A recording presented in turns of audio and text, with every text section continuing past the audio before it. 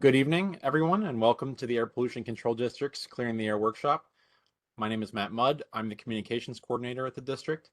I'll be taking us through the workshop tonight and introducing some of the other speakers from our staff. I'll also be monitoring the chat during the workshop. Please don't hesitate to send a thought or a question as you think of them, but know that we'll generally wait to answer those questions until the Q&A portion that comes after the presentation. So we developed the Clearing the Air workshop to offer the public more accessible information about air quality subjects, a look at the work of Louisville's local air pollution control agency, and an opportunity to interact with the professionals that are tasked with protecting Louisville's air.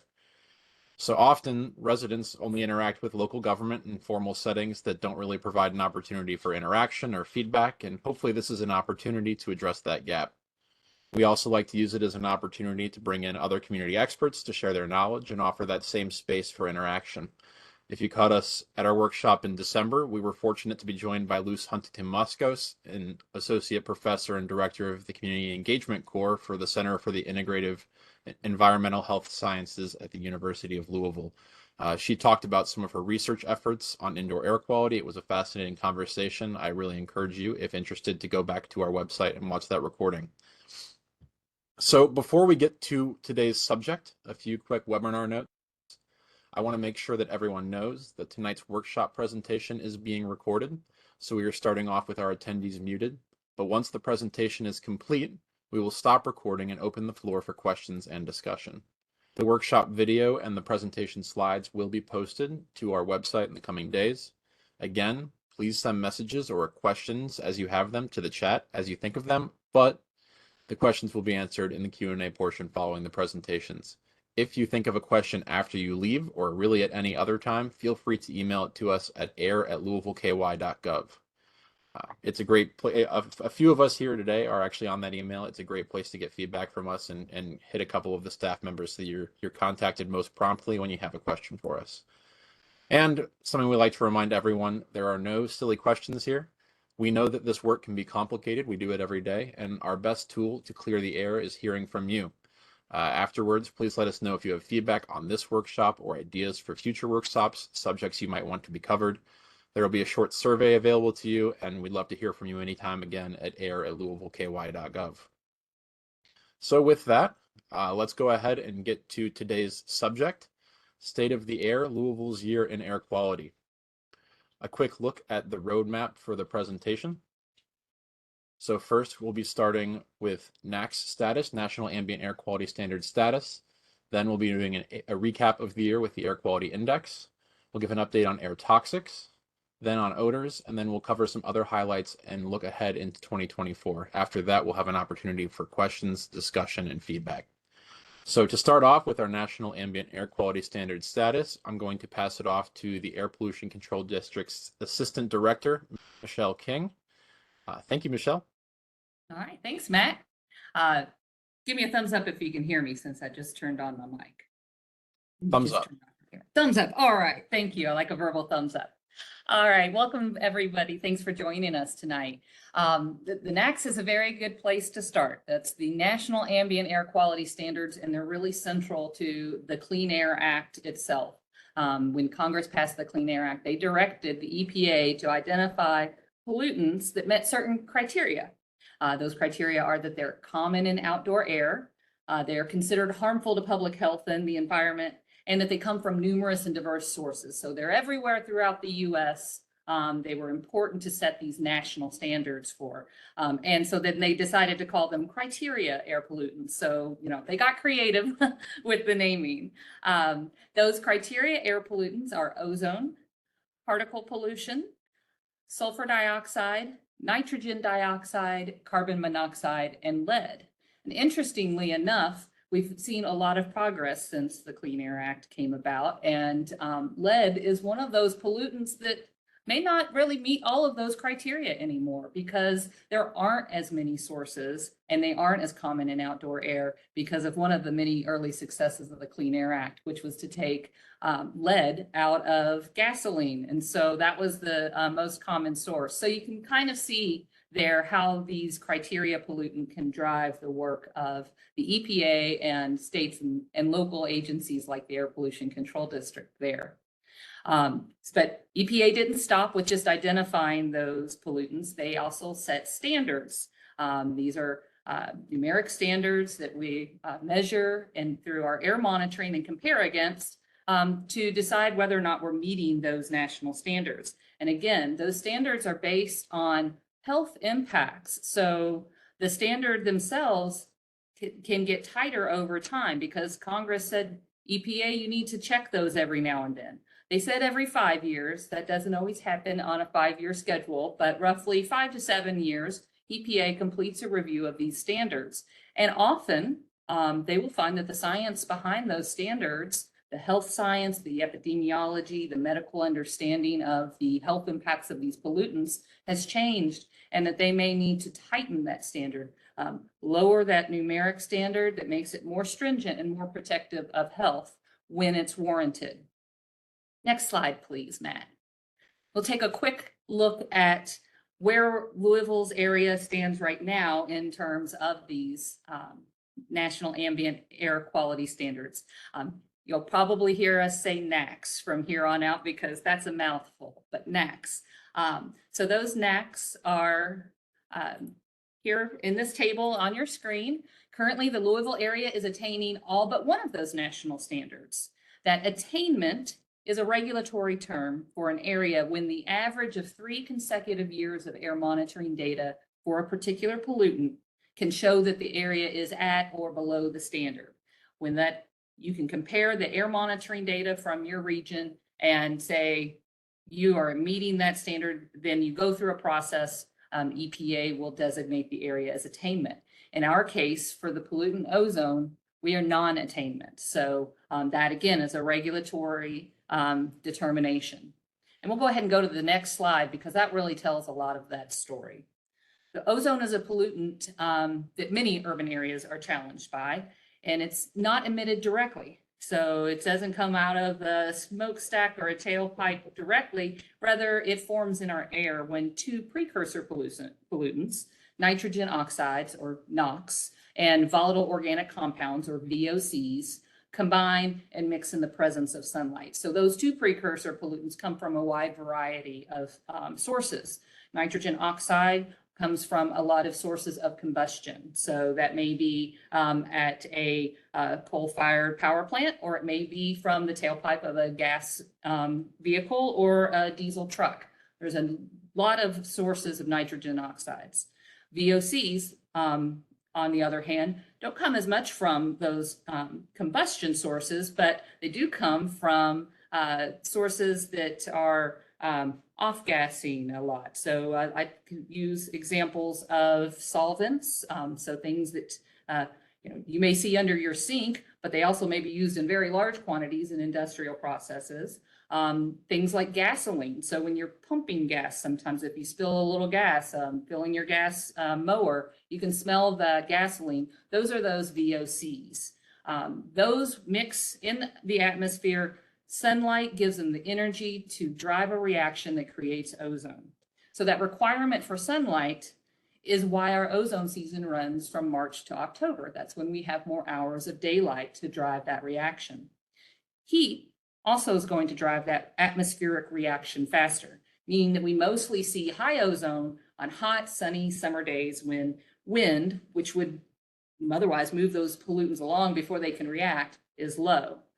Humidity can actually help keep ozone levels lower too. So a hot, muggy day is less likely to see a high ozone level than a hot but dry day. So in the summer, when it's hot and muggy, you may see that the APCD folks think that that's just fine. The chart you're looking at here of ozone NACs trend, what's that is reflecting are those design values. So those 3-year averages that we compare to the NACs.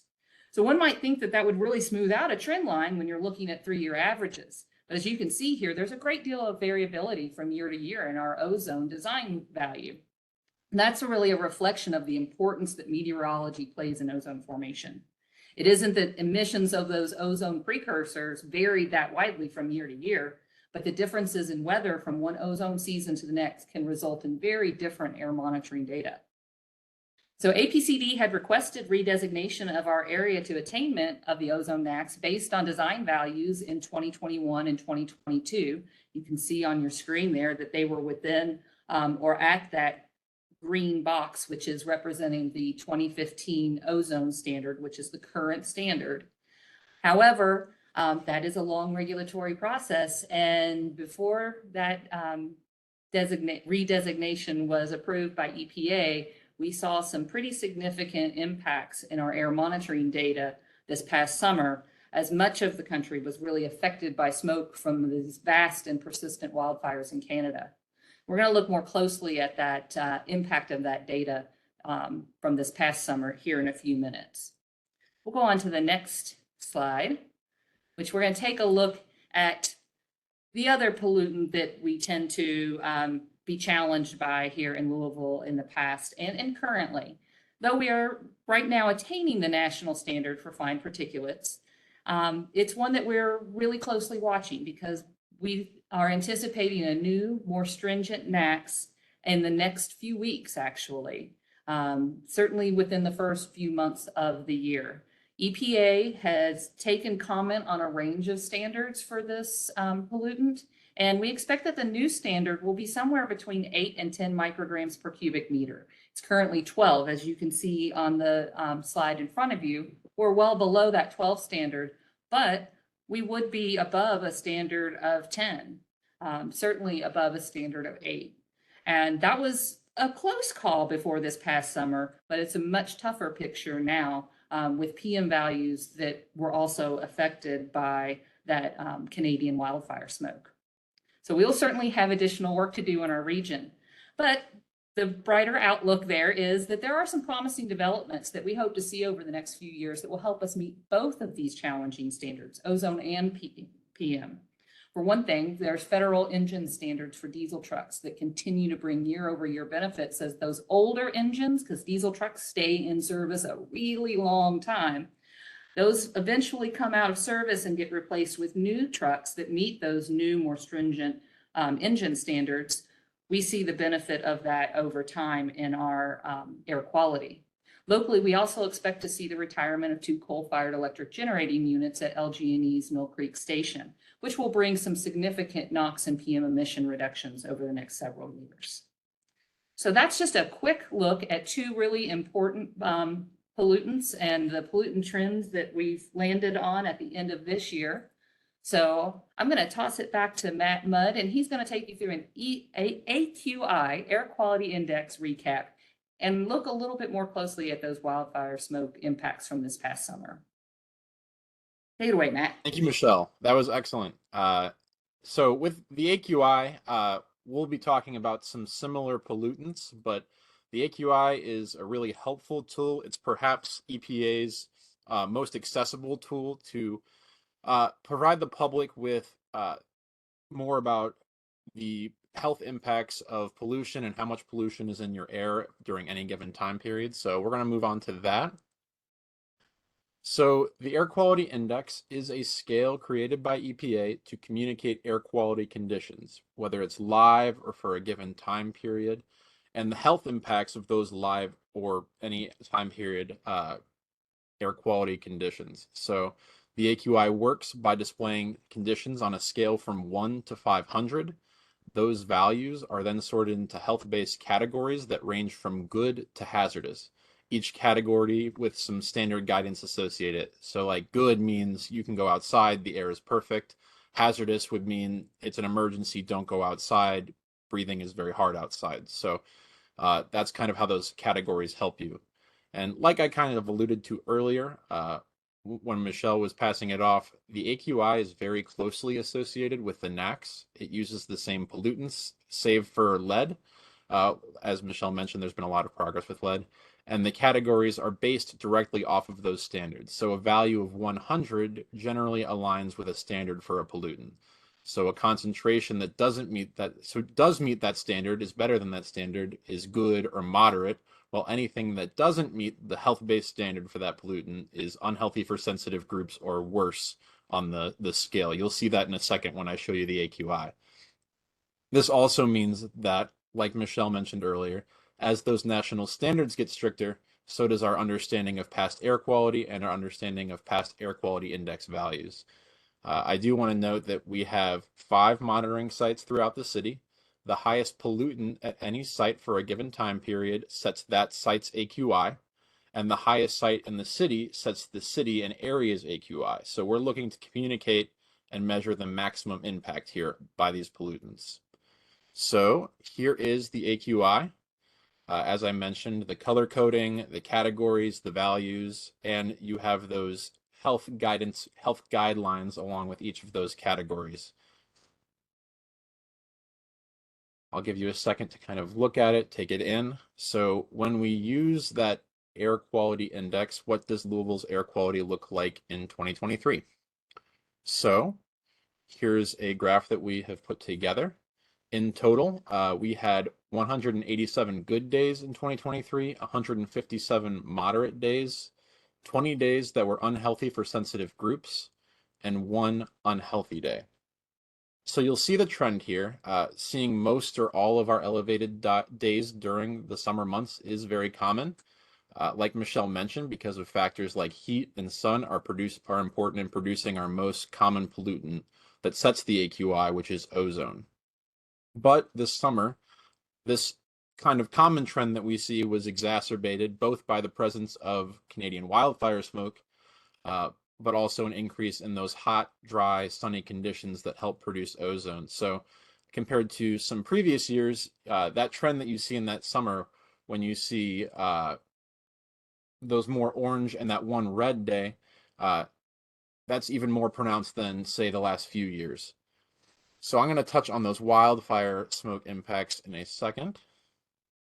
So as many of you remember and probably noticed, whether just visually or because you were following air quality information, Canada experienced an unprecedented wildfire season in 2023 that burned millions of acres of forests and produced smoke that prompted hazy skies, colorful sunsets, and air quality alerts throughout North America, including in Louisville. So using the AQI, in June and July, Louisville experienced 16 days that were unhealthy for sensitive groups and 1 that was unhealthy. This was due either to ozone, elevated levels of PM2.5, which fine particles are kind of the main thing that wildfire smoke is composed of, or the main concern that comes from wildfire smoke is that PM2.5, or both. On some of these days, we saw very elevated levels of both PM2.5 and ozone. So you can tell those smoke impacts pretty directly. That's as compared, those 16 days and 1 unhealthy day are compared to 6 over the same period in 2022. So you can kind of very directly see a year without that same wildfire smoke impact and a year with, you've had a pretty significant increase in the amount of days that are unhealthy for sensitive groups or worse. So to help put that in perspective a little bit, this is a chart comparing 2023 to some select previous years on the air quality index. This, again, is to clarify, is using the current air quality index, which uses current national standards to look at past years. So we might understand now that past years were worse than we considered them at the time. As you can see, we've kind of had an uptick in those unhealthy for sensitive groups days as compared to 2021 and 2022. But even with those wildfire smoke impacts, the year was comparable somewhat to about a decade ago and remains a significant improvement on, say, air quality in those early 2000s, especially when you look at those unhealthy for sensitive groups days and those unhealthy days. So all of this data on this air quality index information comes from reports of our data that are publicly available on EPA's website, Air Data, which will be linked at the end of the presentation when we share it. The same can be said for another tool that we released this year, which is our Air Quality Index dashboard. This can be found on our website. What you see on your screen now is a screenshot from that dashboard. It's daily AQI values by category over the last 20 years. It also allows you to see that even though there is variance year to year, due to a variety of factors like those wildfire impacts this year, the long-term trend is clear that we've seen a pretty big improvement in AQI values the last 20 years. This can be attributed to a couple things, including reductions in local emissions of these criteria pollutants and the precursors that create them. So you'll notice that if you follow that link, I'll see about pasting it in the chat soon. And look at this year, you'll notice that there aren't 365 days in 2023 yet. We are in progress of updating this dashboard. It's updated on a quarterly basis at the moment, but that'll be assessed going forward. But it's a really helpful tool. You can explore a lot of AQI values using that tool. You can sort by category of the AQI, so you can look at only good days, or you could look at only moderate days the last 20 years. Thank you, Michelle, for linking.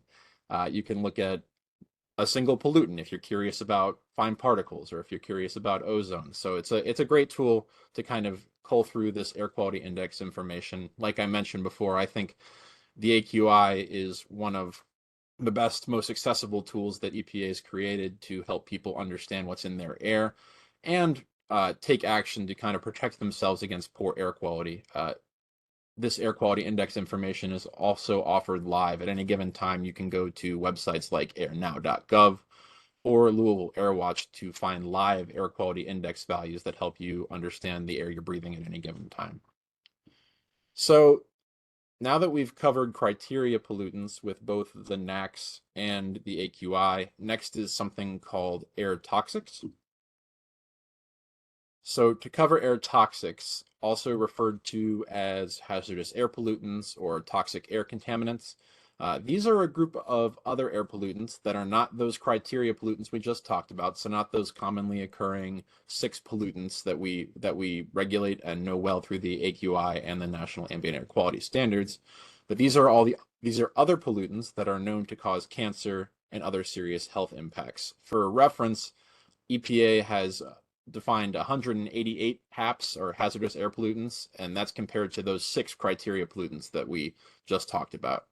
So as such, as you can imagine, air toxics come from a variety of sources, and they have a wide range of health impacts and a wide range of environmental impacts. So these vary widely because there's many more of them. But as compared to those broader regional impacts we kind of associate with criteria pollutants, generally those pollutants are similar citywide. The impacts from these air toxics and sources of air toxics tend to be more localized. Think of something like a fence line community or someone who lives close to a source of toxic air pollution. So these emissions of air toxics have for a long time been a source of concern for residents in Louisville. Think of sources like those in the Rubbertown Industrial Corridor. So these concerns helped prompt about 20 years ago the West Louisville Air Toxics Study. And in the West Louisville Air Toxics Study, which was a big monitoring study, they found that Louisville's air had unacceptably high levels of toxic air pollution. So that West Louisville Air Toxics Study and community input resulted in the passing of APCD's STAR program, Strategic Toxic Air Reduction Program. So that is our local program that goes beyond federal law to limit emissions of toxic air contaminants from industrial sources. So it's one of the most stringent local air toxics programs in the country. And I will move on to the next slide to kind of show you where that puts us. So since implementation of the STAR program, which was in 2005, air toxics emissions from industrial sources have dropped almost 80% in Louisville Metro. That's per the EPA's toxic release inventory. And industrial emissions of the highest priority compounds, those measured the highest during the West Louisville Air Toxics Study 20 years ago, which are called Category 1 toxic air contaminants by STAR, have decreased by nearly 96%. So as you can see on the trend line on your screen, you see shortly after that 2005, when STAR was passed, you did see a pretty significant reduction in those estimated emissions. And that's a trend, as it's tougher to see on this chart because of the scale of it, but it's a trend that largely has continued after that point. So that's kind of what those emissions data that come from these industrial sources tell us. But what about measuring what's in the air, what we're breathing? So APCD currently monitors for a select group of these air toxics at 2 sites in Louisville using equipment that is called an auto GC. So air toxics, because of their variety, for a variety of reasons, are something that has historically been very, very difficult to monitor for. And we are among the first in the country to utilize this equipment for this application. So the data is made available in monthly reports that are issued on a delayed basis. Those are available on our website on that same page that Michelle shared in the chat. It also collects and makes available in near real time certain data just on a near real time basis. So on tools like Louisville AirWatch, you can go to the two sites that collect this air toxics data and you can look at relatively near real time concentrations. Earlier this year, or last year rather, in 2023, we released a report covering the first full year of quality assured data that was collected. So there's an extensive process that goes into making sure this data is correct and useful, and we released the report on the first year of data, which was collected from July 2020 to June of 2021. So the data has, to an extent, kind of corroborated what we see in those emissions data, that we've seen significant reductions in ambient concentrations of and health-based risk produced by many of the highest priority of these air toxics compounds. So the methodology is a little bit different than what was used 20 years ago in the West Louisville air toxic study. Well, a little bit's probably not right. It is different than the methodology that we used 20 years ago, or that was used 20 years ago in the West Louisville air toxic study. And the AutoGC itself does not sample for all air toxics, though. So there's really no apples to apples comparison right now when looking at the past. But this is really sophisticated equipment, and our monitoring team are national leaders on finding new ways to kind of learn more about Louisville's air. Another update on air toxics is that we did recently receive a grant, or it was announced that we were awarded a grant from EPA for a new project to monitor for air toxics in West Louisville, and that project will be comparable to the West Louisville air toxics study, which happened 20 years ago. So we'll have more on that study as we move forward, and we'll talk a little bit more about it later in the presentation. But when I say there's no apples to apples comparison with this air toxics monitoring that we're currently doing, this updated study will offer us that look.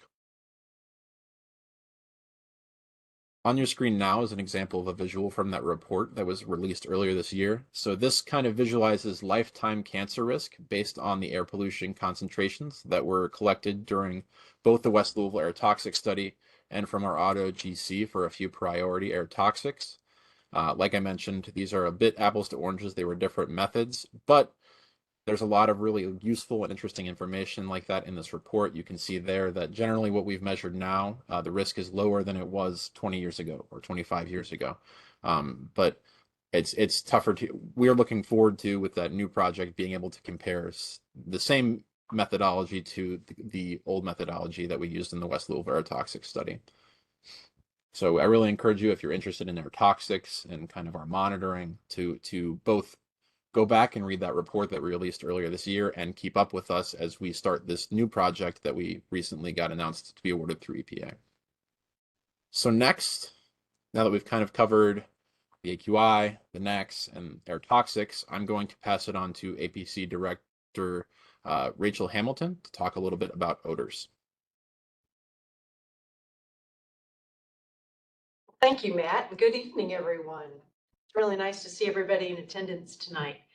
So we are going to talk for a few minutes about odors. They are a vexing issue for many in our community. And Matt, if you'll go to the next slide. There are a number of common sources of odors here in Louisville, and they include open burning, sewers, and even industrial sources. Many of the substances that are emitted cause a nuisance odor well below thresholds that might cause a health impact. However, they may cause a quality of life impact, and we recognize many in our community are experiencing that, particularly with sewer odors. I do want to note that your nose is one of the most sophisticated odor detecting devices out there. And sometimes that's a good thing, and sometimes it's a bit of a vexing issue. We'll just leave it at that. If you are experiencing a nuisance odor, it is annoying you. You're unable to enjoy your open windows, for example. Please report it to APCD. And there are a variety of ways that you can do that. If you click that link, it'll take you to many of the ways that you can share your observations about odors in our community with APCD. Our community compliance staff will investigate. Hopefully we'll find a source and we can help mitigate that annoying odor. Most importantly, if an odor is affecting your immediate health or safety, please dial 911. Next slide, please, Matt. With respect to odors, this particular fall, and late summer has been tremendously busy with odor reports.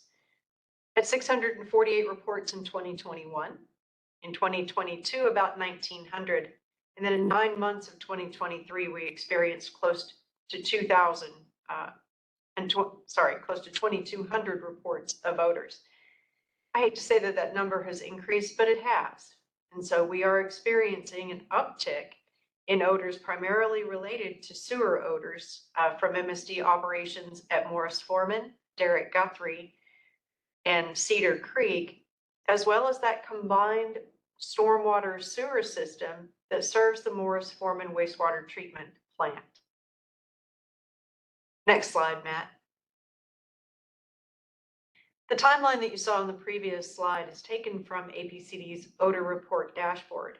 And just like our air quality index dashboard that Matt showed you earlier, these are amazing tools for being able to look at data and impacts throughout our community. With respect to odors, the map tells a very important story. There are portions of our community that experience odors more frequently than others, and that's primarily in the West Louisville area, west of 9th Street, back over here towards Old Louisville, where our offices are located, and down to the south. What you'll also note is that within the Waterson Expressway, that is the Morris Foreman wastewater service area, we do see that high number of odor reports. This dashboard has a tremendous amount of information on it. You can look at various odor reports by zip code. You'll see that the predominant reporting area is 40211, but we also see reports from areas, again, within that MSD service area, and that we see a seasonal uptick. Part of this is due to the fact that we've seen changes in our weather pattern, and our summer weather has changed. We're getting about the same amount of rain, but we're getting it in less frequent but larger rain events. And we need that rain in order to adequately flush out the waste material, or flush through the waste material in the combined stormwater sewer system so that it travels to the Morris Foreman wastewater treatment plant for treatment. For those of you who are interested, I really encourage you to come and take a look at this dashboard. You may see the reports from the complainant and a follow-up from the district for each of the complaints that are listed there. Next slide, please, Matt. As I mentioned, sewer odors have really become a predominant feature of the summers here in Louisville. Going back as far as 2019, this problem is not new. And with respect to that summer, we entered into an ongoing agreed board order with the Air Pollution Control Board and MSD in order to mitigate the odors from MSD's operations. We're at the point where they have evaluated the sources of odor from their operations at Morris Foreman and also from the collection system, and identified a number of projects that need to be undertaken in order to further reduce odors and hopefully find a way to mitigate those summertime impacts. We are installing a hydrogen sulfide monitor at our Algonquin Parkway air monitoring site, and we'll be using some sensors in order to test ambient concentrations of hydrogen sulfide within the community. Next slide, please, Matt. Back to you. Thank you very much.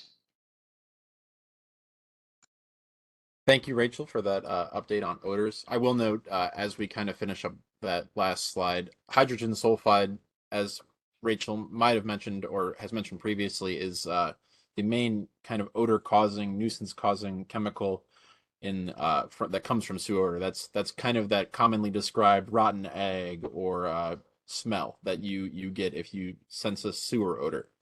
And just like the AQI dashboard, that odor report dashboard is updated on a quarterly basis, but we kind of just did a transition with that dashboard.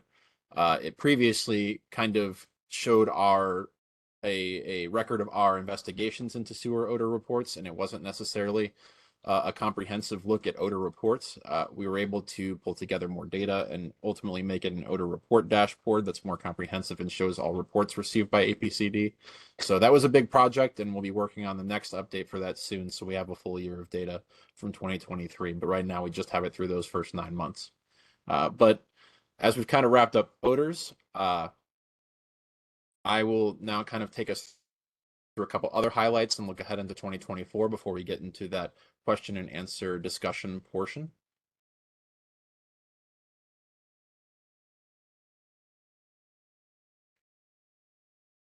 So here's a couple highlights. These are somewhat air quality related, but also just projects that we've been working on for years to improve air quality in Louisville, give people an opportunity to have a hand in improving air quality in Louisville.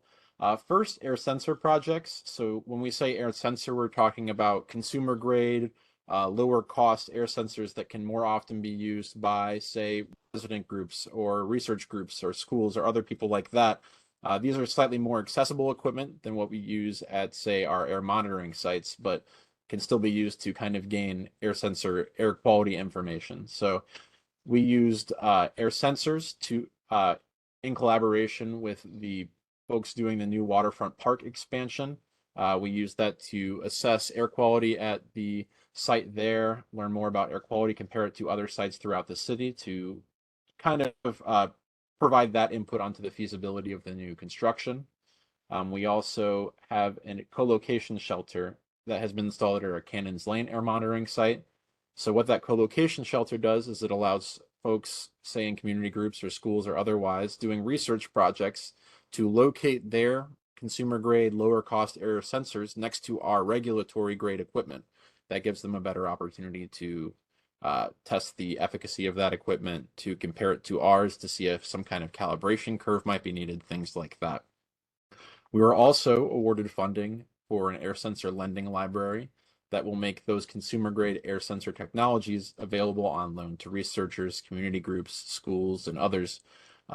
And we'll be hopefully starting that soon and keep up with news for that. We've also continued research into emerging technologies with EPA.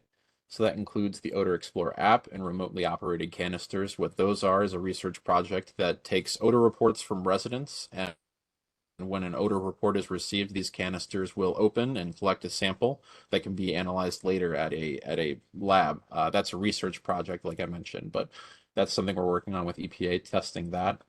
We also have an SPOD project, which is another type of sensor that once it reaches, it can be put at the fence line of sources and things like that. And once a certain threshold of, say, a VOC is triggered, then that can also open a canister, collect a sample that can be analyzed at a later date. So that's some of the other ways that we're kind of testing sensor technology and emerging technology to continue to learn more about Louisville's air, continue to do research on how we can do our jobs better. We also celebrated 20 years with the successful Lawn Care for Cleaner Air program.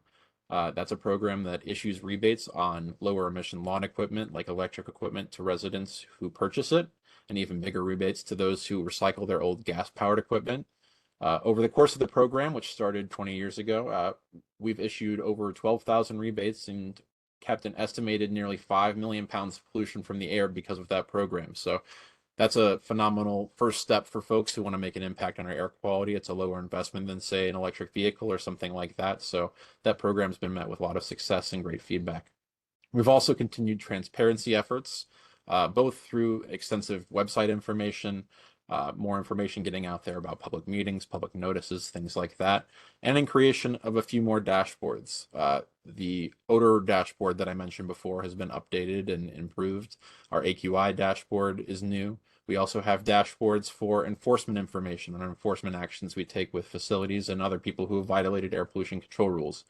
We also have an emissions inventory dashboard that makes national emissions inventory data available to those in Louisville. So that page that Michelle shared earlier, that air quality data page, has a lot of that information on there. And that's part of kind of our continued efforts to hopefully make this information a little bit more accessible for the public. We understand that it can be complicated, but you know, the first step is making it available. And if you ever have any questions, again, feel free to contact us at air@louisvilleky.gov. So some things that are upcoming in 2024. Our Lawn Care for Cleaner Air program also has what's called its Community Equipment Grant that awards a package of electric lawn equipment to a local nonprofit agency. So those nonprofit agencies can apply through January 19th, and the equipment is going to be awarded in the early spring in time for lawn care season. We also have our full annual report coming out in the coming weeks. That'll provide even more detailed information on Louisville's air quality in 2023 and give an update on the work of our staff in all of our sections. We'll also be covering that air quality report, that annual report, either at our board meeting in February or March coming up. Our board meetings of our Air Pollution Control Board are held on the third Wednesday of each month at 10 a.m. You can access them through our website virtually, or you can attend in person. We also have ozone season, March through October. So I mentioned that high air quality, elevated air quality, air pollution levels are more common during the summer. So that's a great time to sign up for air quality alerts, especially if you're in one of those sensitive groups. And it's a great time to know where to find live air monitoring. So as we get towards those seasons, make sure to check in on that. We also have signups coming up for our Air Quality Action Partners program. That program encourages local businesses and organizations to take steps beyond what's required to improve air quality. So that's a great voluntary program. We've seen about 30 local organizations sign up this year and take steps to improve air quality and send air quality alerts to their employees when air quality alerts are issued. We also have the setup of our air sensor lending library that I mentioned earlier that will be coming up. And we're going to start work on that project that I mentioned earlier that we were awarded that we have been announced that we're awarding funding for doing, ambient air toxics and health action for the Rubbertown area. That's a project to examine and address air pollution impacts in West Louisville, specifically in that Rubbertown area.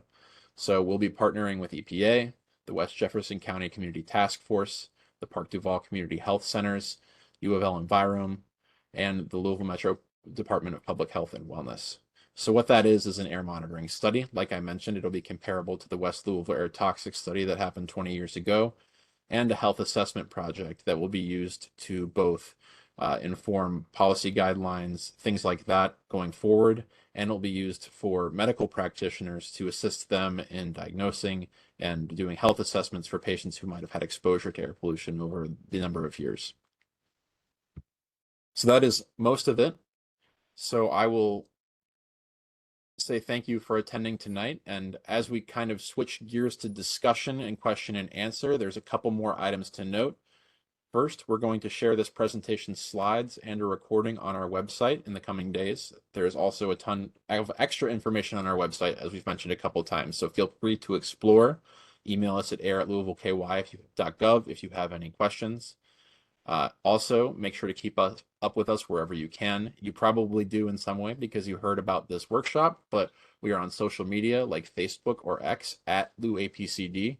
And we have an email list, which has news about workshops like these, APCD public notices, and more.